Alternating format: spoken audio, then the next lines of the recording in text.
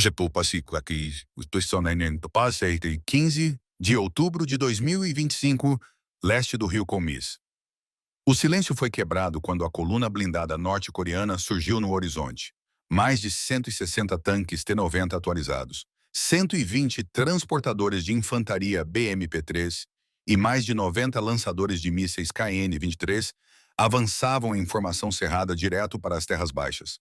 No céu, 100 drones suicidas voavam baixo a centos em que os prontos para atacar estações de radar e interromper comunicações. Mas das linhas de árvores, a Ucrânia respondeu imediatamente. Drones Bayraktar TB2 decolaram na neblina. Seus mísseis MEM-L guiados a laser travaram nos sinais térmicos. Atrás deles, obuseiros autopropulsados franceses Caesar dispararam suas primeiras salvas. Cada projétil carregava mais de 40 quilos de explosivo. Mas isso era apenas o começo. Com nada além de inteligência e inovação, poderia a Ucrânia repelir a força de assalto mais elite da Coreia do Norte na batalha decisiva por sua pátria. Às 5 horas da manhã, as planícies secas a leste do rio Kumus tremiam sob o aço. Tanques T-90 norte-coreanos atualizados com blindagem reativa lideravam um comboio blindado de 4 km de extensão. Atrás deles, 120 transportadores de infantaria BMP-3 e 90 BTR-82A avançavam em formação. Mais de 90 mísseis de curto alcance, KN-23 montados em caminhões, estavam travados e prontos. Acima, 100 drones suicidas zumbiam baixo suas asas, cortando a neblina matinal a 105 km. O objetivo era, claro, romper a linha ucraniana a oeste de Kulmas, abrir um corredor até Kramatorsk. Tanques franceses Leclerc e transportadores VBCI reforçavam os flancos ucranianos apoiados por tanques britânicos Challenger 2 e sistemas de artilharia AS-90. A força total excedia 310 veículos blindados e 2.100 soldados. Rádios a bordo zumbiam com atualizações de movimento vindas das colinas.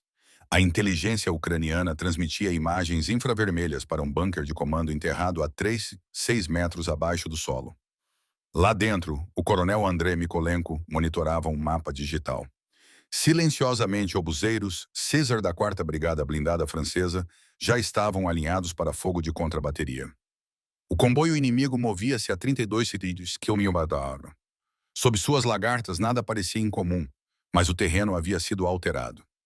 Durante 14 noites, engenheiros de combate prepararam zonas de abate, cobrindo-as com palha e solo solto. Às 5h38, o primeiro tremor foi registrado por sensores sísmicos plantados 2 semanas antes. A coluna norte-coreana estava a menos de 5 km da zona de abate alfa. O coronel Mikolenko sinalizou para as equipes de drones avançadas. Drones Bayraktar TB2 decolaram de posições ocultas e subiram a 450 metros, retransmitindo assinaturas térmicas para o centro de comando. O comboio avançava a 35 km sem perceber. Unidades ucranianas de guerra eletrônica começaram a interferir nos sinais de GPS. Drones suicidas na frente da formação desviaram do curso. Alguns atingiram prédios vazios, outros caíram em espiral nos campos. O elemento de comando francês estacionado perto da cidade de Klashka recebia atualizações em tempo real. Obuseiros Caesar ajustaram a elevação em 3 Rabon e travaram as coordenadas no computador de controle de fogo. Perto dali, tripulações britânicas de AS-90 carregaram projéteis de alto explosivo e sincronizaram sequências de tiro. Unidades de artilharia ucraniana armaram seus sistemas autopropulsados 2 SV-22 Bordana e elevaram os canos em direção à crista.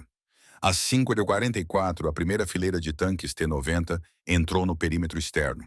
O solo abaixo havia sido cuidadosamente preparado. Minas de pressão TM-62 foram enterradas a 12 cm de profundidade, espaçadas em intervalos irregulares. Entre elas, minas M200 detonadas por comando estavam conectadas a linhas de fibra óptica que levavam a 3 estações de disparo remotas a 5 km a leste em uma fazenda abandonada. Esquadrões de infantaria ucraniana armados com lançadores Javelin e RG-90 esperavam sob redes de camuflagem.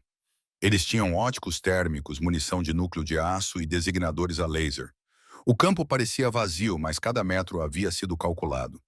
De repente, um BTR-82A na retaguarda atingiu uma mina TM-62. A explosão rasgou seu chassi e jogou a carcaça de lado. Chamas subiram 5 metros no ar. Ondas de choque dobraram árvores próximas e estilhaçaram janelas de uma escola a 800 metros de distância. O coronel Mikolenko deu a ordem de ataque. Em segundos, a primeira sequência de minas M200 explodiu. Terra e aço voaram em todas as direções. Um caminhão de mísseis KN-23 tombou para a frente quando seu eixo dianteiro desintegrou. A infantaria desmontou e se dispersou, mas encontrou armadilhas de arames e poços de explosão rasos. Drones ucranianos marcaram suas assinaturas térmicas. Na deixa, a primeira onda de artilharia disparou. Projéteis Caesar aterrissaram com zumbidos subsônicos antes de explodir em duplos choques. Veículos viraram. Colunas de fumaça subiram. Em seguida veio o bombardeio Bodana. A armadilha estava ativa. Não havia volta. Agora, se os Estados Unidos decidissem enviar tropas diretamente para apoiar a Ucrânia no campo de batalha, como você acha que o curso desta guerra mudaria? Compartilhe seus pensamentos nos comentários abaixo. O solo rachou novamente. Às 5h47, o segundo anel de minas M200 detonou em rápida sequência. Outro tanque T-90 levantou do chão, virou de cabeça para baixo e colidiu com um BTR-82A atrás. Chamas alcançaram 7 metros no ar. Ondas de pressão irradiaram fortes o suficiente para estilhaçar janelas à beira da estrada a 800 metros. Drones de observação avançada ucranianos forneceram sobreposições térmicas para as equipes de fogo Caesar e AS-90. A artilharia francesa disparou novamente. Os AS-90 seguiram. Seus projéteis atingiram o centro do comboio. Cada ogiva carregava mais de 36 quilos de explosivo. As ondas de choque achataram caminhões de suprimento com tetos finos. Drones suicidas próximos confusos por sinais de interferência atingiram aliados e terreno. Um lançador de mísseis KS-23 pegou fogo após um impacto direto. Baterias ucranianas 2S-22 Bordana começaram a recuar o fogo ao longo do caminho do comboio. Cada disparo caiu dentro de um raio de 5 metros. A infantaria norte-coreana desmontou e se espalhou em valas adjacentes, mas estas haviam sido marcadas dias antes. Transportadores blindados franceses VBCI se aproximaram da crista à esquerda, liberando um pelotão de infantaria mecanizada. Eles avançaram em intervalos de 3 metros, movendo-se entre sistemas de gerenciamento de batalha e valas de irrigação. No flanco direito, tanques britânicos Challenger 2 emergiram da cobertura florestal e abriram fogo com projéteis de urânio empobrecido. Cada disparo viajou a 1.500 metros e perfurou a blindagem frontal de um T-90 a menos de 800 metros. O T-90 líder daquele grupo explodiu em chamas quando seu compartimento de munição detonou. A explosão lançou sua torre 6 metros no ar antes de cair em chamas. Atrás deles, tanques ucranianos Oplot T-54 avançaram pelo campo baixo usando o terreno macio como cobertura parcial. Seus projéteis APF-SDS atingiram 3 BMP-3 em rápida sucessão. Pelo menos 2 detonaram seus tanques de combustível, espalhando fogo pela grama e caixas de munição próximas. Soldados norte-coreanos tentaram se reagrupar perto de uma fazenda parcialmente colapsada, mas foram rapidamente engajados por infantaria ucraniana, usando ogivas PG-7VL lançadas de tubos RPG-7. Cada ogiva tinha capacidade de penetração de mais de 900 mm de blindagem e atravessava paredes e sacos de areia. No céu, drones Bayraktar TB2 marcavam grupos em movimento. Operadores ucranianos lançaram mísseis MML guiados a laser de 1.500 metros. 4 acertos diretos atingiram um grupo de veículos de comando, um dos quais era um centro de comunicações móvel. Ele explodiu violentamente. Chamas se curvaram em uma espiral de 5 metros de altura. A retaguarda do comboio estava agora em caos. Caminhões de munição queimavam, tanques de combustível vazavam e pegavam fogo. Uma explosão em cadeia percorreu a linha de suprimentos. Obuseiros franceses Caesar mudaram os setores de alvo e começaram a bombardear o bolso traseiro. Drones ucranianos FPV, equipados com cargas moldadas, foram lançados diretamente contra BTR sobreviventes. No impacto, as explosões perfuraram a blindagem e incendiaram os interiores. À direita, tropas britânicas armadas com mísseis NLAW e metralhadoras L-7 avançaram a partir de ravinas. Fogo de cobertura veio de drones e da infantaria francesa agora varrendo uma zona de canal. Um drone suicida norte-coreano evadiu a interferência e atingiu um APC ucraniano, levantando o veículo 5 metros do chão antes de colidi-lo contra uma árvore. A tripulação sobreviveu, mas ficou atordoada. A retaliação foi rápida. Unidades antiaéreas Shilka rastrearam os drones restantes e os derrubaram com rajadas em camadas. Tropas norte-coreanas no setor central tentaram recuar, mas a retirada era impossível. As estradas estavam crateradas. Minas colapsaram caminhos de terra. Um BMP-3 tentou dar meia volta e caiu em uma vala de 90 centímetros de profundidade, quebrando sua suspensão. Baterias de artilharia ucraniana mudaram para o modo de explosão aérea. Projéteis explodiram 6 metros acima do solo, espalhando fragmentos para baixo. Câmeras térmicas mostraram várias assinaturas térmicas desaparecerem após cada impacto. Um pelotão de elite de sapadores ucranianos avançou do sul. Eles rastejaram por linhas de drenagem e sob arames farpados, jogando granadas antitanque RKG-3 nos blocos de motor dos veículos. Eles desativaram mais 3 tanques. Um caminhão de combustível no centro detonou após um morteiro atingir diretamente seu chassi. A explosão causou um clarão térmico registrado em infravermelho por satélite. Mais de 110 veículos blindados foram confirmados destruídos ou desativados. A fumaça se estendia por 2 quilômetros de campo aberto. Drones franceses confirmaram perdas visuais. Unidades ucranianas avançaram para assegurar terreno elevado.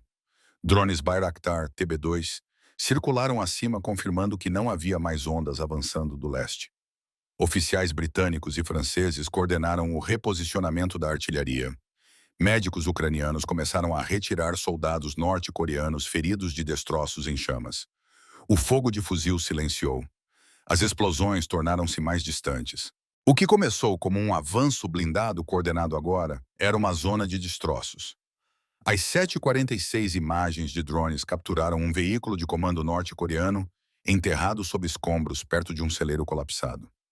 A infantaria ucraniana fechou o cerco com fuzis firmes e encontrou o coronel Ri Yong-hok, comandante de campo de todo o avanço blindado. Ele estava ferido na perna, mas consciente. Dentro do veículo havia documentos selados, ordens manuscritas, registros de rádios seguros e mapas táticos mostrando objetivos primários e secundários. Ele foi extraído sob forte cobertura, passando por uma cadeia de médicos e interrogadores. Às 8h12, o último projétil de artilharia foi disparado. O campo de batalha ficou em silêncio. A fumaça ainda se erguia sobre o aço destruído. Relatórios iniciais confirmaram pelo menos 114 veículos blindados destruídos, 31 abandonados e mais de 230 soldados norte-coreanos capturados, feridos ou isolados da retirada. Toda a força de ataque foi neutralizada em menos de 2 horas. Equipes francesas e britânicas auxiliaram na recuperação de drones e no mapeamento forense das zonas de ataque. Engenheiros documentaram profundidades de crateras, raios de explosão e padrões de dispersão de estilhaços para avaliar o desempenho do campo minado. O campo de batalha se estendia por 2 quilômetros, agora repleto de torres queimadas, rodas derretidas, tanques de combustível rompidos e caminhões de comunicação colapsados. O que deveria ser uma tupoa em grande escala tornou-se uma armadilha sem saídas. De uma crista perto da encosta sul, um soldado ucraniano despejou água na boca de um conscrito norte-coreano levemente queimado. Sem palavras, apenas aquele gesto. Drones pairavam acima escaneando por assinaturas térmicas, mas encontraram apenas carcaças fumegantes. Imagens de satélite horas depois mostraram o mesmo trecho de estrada pintado de preto com cinzas. Para Moscou foi um constrangimento severo. Para Pyongyang, uma prova de excesso. Mas para Kiev foi a confirmação de que a preparação do terreno e a coordenação multinacional poderiam apagar a vantagem da massa. O Estado-Maior ucraniano emitiu um briefing naquela tarde. Sua declaração foi precisa. Nenhum reforço foi retirado de outras frentes. Nenhum sistema importante perdido. Nenhuma força amiga sobrecarregada. Foi uma vitória tática limpa. Oficiais franceses notaram que a artilharia Caesar atingiu 87% dos alvos designados com uma margem média de 3,3 metros. Tanques britânicos Challenger 2 registraram 5 abates confirmados de tanques sem sofrerem penetração de blindagem. A mensagem era clara. Com coordenação ocidental e defesa em camadas, mesmo um assalto mecanizado em grande escala poderia ser destruído por um planejamento inteligente. O que acontece quando a massa colide com a precisão? Por quanto tempo os atacantes podem avançar quando cada campo pode estar minado, cada floresta pré-alvejada, cada céu escaneado por drones? Você ordenaria o ataque novamente sabendo o que esperava sob o solo? Se achou este vídeo valioso, clique em curtir e inscreva-se para não perder nossa próxima análise detalhada do campo de batalha. Este é o Shield Military, onde cada ataque tem uma história. Nos vemos na próxima missão. Aí tá. Próxima missão.